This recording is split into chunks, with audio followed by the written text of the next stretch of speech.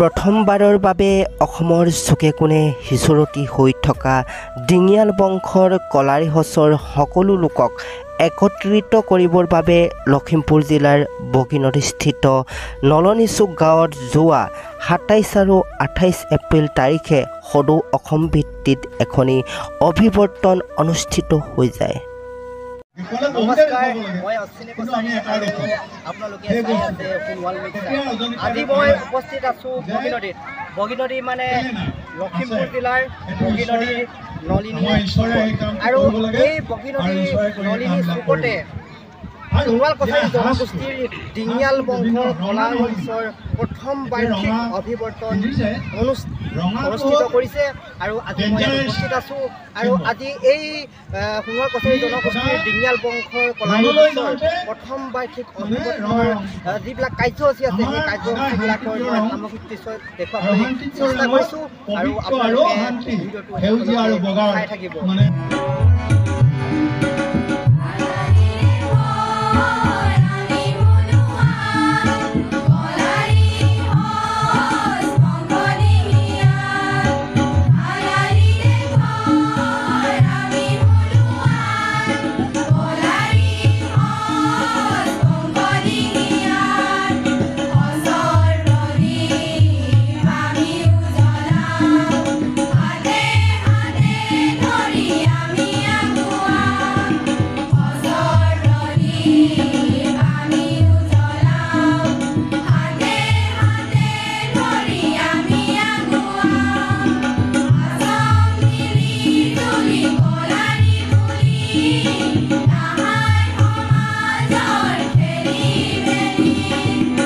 অসমৰ চুকে কোণে হিচৰতি হৈ থকা ডিঙিয়াল বংশৰ কলাৰীহচৰ লোকসকলৰ লগত চা চিনাকি হোৱাৰ সুযোগ প্ৰদানৰ লগতে আত্মিক বন্ধন সুদৃঢ় কৰাৰ উপৰিও নৱপ্ৰজন্মক উৎসাহিত কৰাৰ মানসেৰে এসাঁজ প্ৰীতিভোজৰো আয়োজন কৰা হৈছিল এই অভিৱৰ্তনত।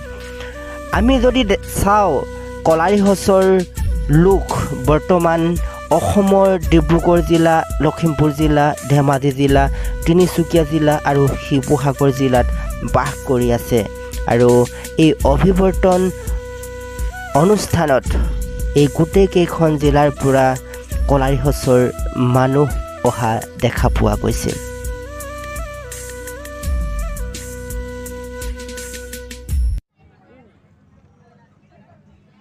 এয়া ভেবেলী সোণোৱাল গাঁৱৰ কলাৰীহচৰ মহিলাসকলে কোলাবহী নাচ প্ৰদৰ্শন কৰাৰ কিছু দৃশ্য।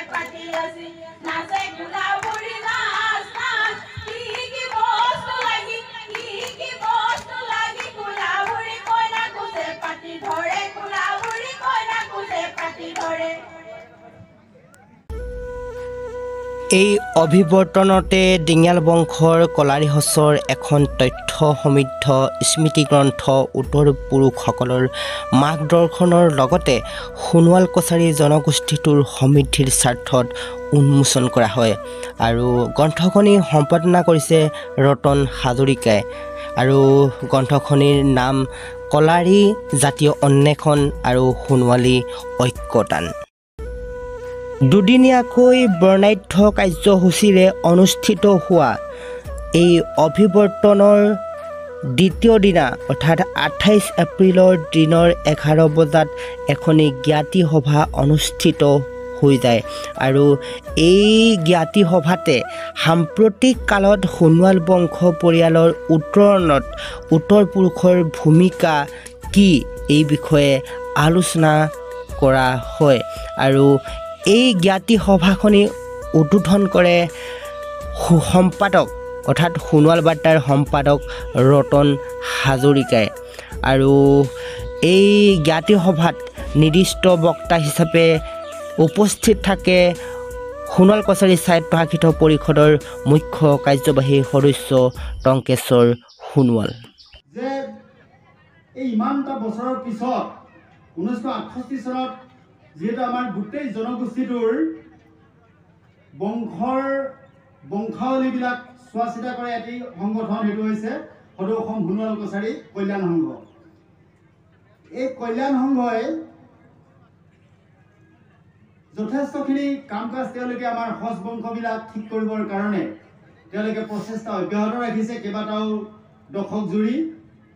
আৰু তাৰ ভিতৰত আমাৰ এই কলাৰী সজ আমি ডিঙিয়াল বংশৰ অন্তৰ্গত আৰু এই ডিঙিয়াল বংশত 4টা সজ নিয়মমতে থাকিব লাগে আৰু এই 4টা সজৰ উপৰি শেহতীয়া যিখন আমাৰ অধিৱেশন হৈ গৈছে, আমাৰ টেঙাখাত যিখন পাণধোৱাৰ অধিৱেশন হৈছে ডিঙিয়াল বংশৰ, সেই অধিৱেশনত তেওঁলোকে আন কেইবাটাও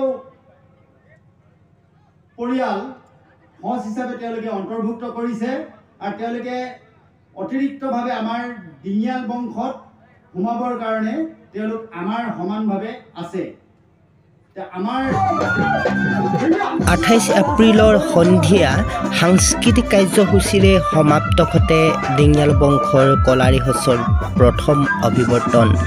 আমি সোণোৱাল বিষয়ক ন তথ্য সংগ্ৰহ কৰি ভাল পাওঁ বা নজনা কথা জানিবলৈ বিচাৰোঁ, সেই হেতু আমি ঢাপলি মেলিছিলোঁ বগী নদীলৈ। কলাৰী সজ মানুহখিনিক লগ পালং, তাত বহুত খালং, ব লাগ পালং দেই। আমি ফালৰ পৰা কলাৰী সজলৈ ধন্যবাদ জনাইছোঁ।